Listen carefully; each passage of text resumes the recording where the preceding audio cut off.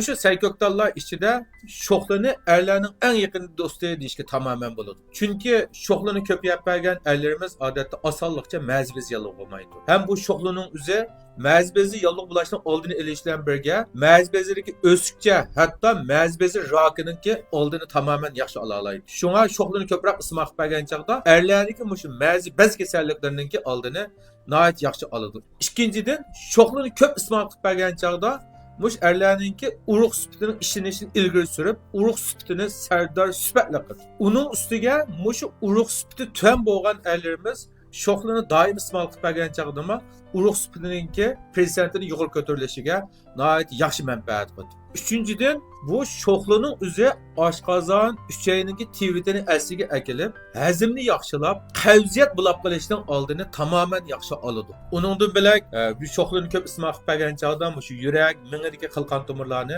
yaşatib, qon tomirlarning elastikchaligini yuqori ko'tarib, qon tomirininki nayet sağlam, süpetlik bo'lishiga kapolatlik qila oladi. Shunga şoxlarını ko'proq ismaq bergen chaqda o'zimizningki sağlam, süpetlik bo'lishi uchun yana bir qitim to'p o'qishganligimizni his qila olamiz.